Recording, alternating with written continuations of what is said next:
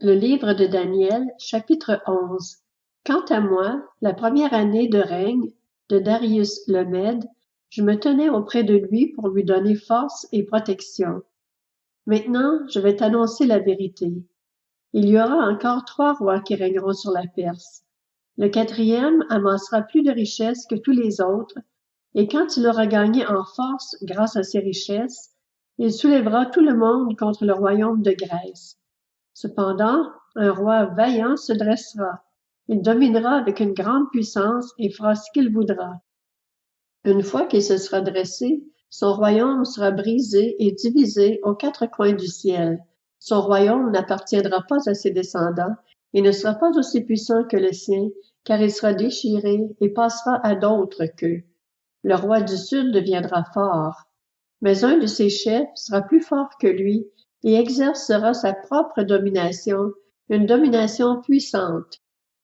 Au bout de quelques années, ils concluront une alliance, et la fille du roi du Sud s'unira au roi du Nord pour concrétiser leur accord. Mais elle ne tiendra pas le coup, et ni lui, ni son armée ne pourront résister. Elle sera cédée avec ceux qui l'auront amenée, avec son père, et avec celui qui aura été son soutien à cette époque-là. Un rejeton de même racine qu'elle se dressera à sa place. Il viendra attaquer l'armée du roi du Nord et pénétrera dans sa forteresse. Il interviendra contre eux et deviendra puissant.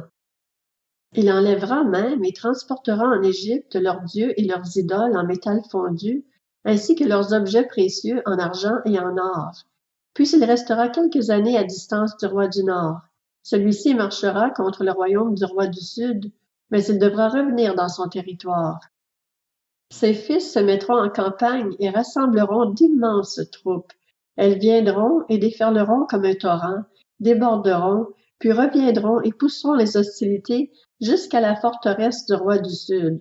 Le roi du Sud s'irritera, il sortira et combattra contre le roi du Nord. Il mobilisera une grande troupe, et les troupes du roi du Nord seront livrées à son pouvoir. Cette troupe sera fière, et le cœur du roi du Sud se remplira d'orgueil. Il fera des dizaines de milliers de victimes, mais il ne triomphera pas. En effet, le roi du Nord reviendra et mobilisera une grande troupe, plus nombreuse que la première. Au bout de quelque temps, de quelques années, il se mettra en marche avec une grande armée et de grandes richesses. À cette époque-là, beaucoup se dresseront contre le roi du Sud. Des hommes violents, issus de ton peuple, se soulèveront pour accomplir la vision, et ils trébucheront. Le roi du Nord viendra. Il construira des remblais et s'emparera des villes fortifiées. Les troupes du Sud et l'élite du roi ne résisteront pas. Elles n'en auront pas la force. Celui qui marchera contre lui fera ce qu'il voudra sans que personne ne lui résiste. Il s'arrêtera dans le plus beau des pays, exterminant tout ce qui tombera sous sa main. Il formera le projet d'arriver avec toutes les forces de son royaume et de conclure un accord avec le roi du Sud. Il lui donnera sa fille en mariage, dans l'intention de détruire sa royauté, mais cela n'arrivera pas, et il n'obtiendra pas ce qu'il voulait. Il s'orientera vers les îles et en prendra beaucoup, mais un chef militaire mettra fin à la honte qu'il voulait lui attirer et la fera retomber sur lui. Il se dirigera ensuite vers les forteresses de son pays, où il trébuchera et tombera, et on ne le trouvera plus. Celui qui le remplacera fera venir un oppresseur dans la plus belle partie du royaume, mais il sera brisé en quelques jours, et ce ne sera ni par la colère ni par la guerre. Un homme méprisé prendra sa place, sans qu'on lui ait donné la dignité royale. Il arrivera dans une période de tranquillité et s'emparera du royaume grâce à des intrigues. Les troupes, qui déferleront comme un torrent, seront submergées devant lui et brisées, de même que le chef de l'Alliance. Une fois qu'on se sera rallié à lui, il recourra à la tromperie. Il se mettra en marche et aura le dessus avec peu de monde. Il pénétrera en toute tranquillité dans les endroits les plus fertiles de la province. Il fera ce que n'avaient pas fait ses prédécesseurs ni ses ancêtres. Il distribuera le butin, les biens et les richesses. Il formera des plans contre les forteresses, et cela pendant un certain temps. À la tête d'une grande armée, Il déploiera sa force et son courage contre le roi du Sud. Ce dernier s'engagera dans la guerre avec une grande et très puissante armée, mais il ne résistera pas, car on formera des plans contre lui. Ceux qui mangeront des plats servis à sa table causeront sa perte. Son armée se dissoudra, et les morts tomberont en grand nombre. Les deux rois chercheront dans leur cœur à faire du mal, et à la même table, ils parleront avec fausseté.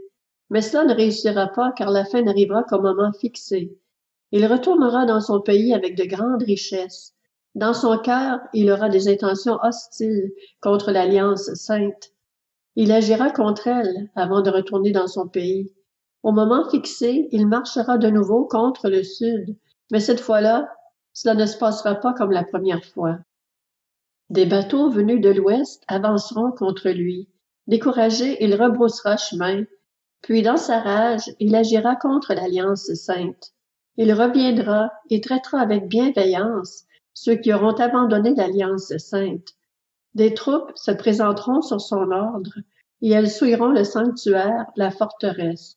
Elles feront cesser le sacrifice perpétuel et dresseront l'abominable dévastation. Il corrompra par des flatteries ceux qui violent l'alliance, mais les membres du peuple qui connaîtront leur Dieu agiront avec fermeté, et les plus perspicaces donneront instruction à beaucoup. Ils se heurteront pour un temps à l'épée et à la flamme, à la déportation et au pillage. Durant cette période, ils recevront un peu d'aide, et beaucoup se rallieront à eux de façon hypocrite. Quelques-uns des hommes perspicaces trébucheront afin d'être affinés, purifiés et épurés, jusqu'au moment de la fin, car elle n'arrivera qu'au moment fixé.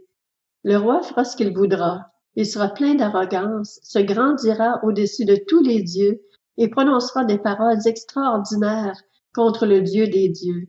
Il prospérera jusqu'à ce que la colère soit à son comble, car ce qui est décidé s'accomplira. Il ne prêtera attention ni au Dieu de ses ancêtres, ni à celui que désirent les femmes. Il ne prêtera attention à aucun Dieu, car il se grandira au-dessus de tous. C'est le Dieu des forteresses qu'il honorera sur son piédestal. À ce Dieu que ne connaissaient pas ses ancêtres, il rendra hommage avec de l'or et de l'argent, avec des pierres précieuses et des objets de valeur. C'est avec ce Dieu étranger qu'il agira contre les endroits fortifiés, et il comblera d'honneur ceux qui le reconnaîtront. Il leur donnera la domination sur beaucoup et leur distribuera des terres en guise de récompense. Au moment de la fin, le roi du Sud l'affrontera, et le roi du Nord fondra sur lui comme une tempête, avec des chars et des cavaliers, ainsi que de nombreux bateaux. Il pénétrera dans tous les pays, déferlera comme un torrent et débordera. Il pénétrera dans le plus beau des pays, et beaucoup trébucheront, mais voici ceux qui seront délivrés de son pouvoir: Edom, Moab et les principaux des Ammonites. Il étendra son pouvoir sur divers pays, et l'Égypte n'y échappera pas. Il se rendra maître des trésors d'or et d'argent, et de tous les biens précieux de l'Égypte. Les Libyens et les Éthiopiens marcheront à sa suite. Des nouvelles de l'Est et du Nord le troubleront, et il partira dans une grande colère, détruire et exterminer beaucoup d'hommes. Il dressera les tentes de son palais entre les mers, vers la glorieuse et sainte montagne, puis il arrivera à sa fin sans que personne ne l'aide.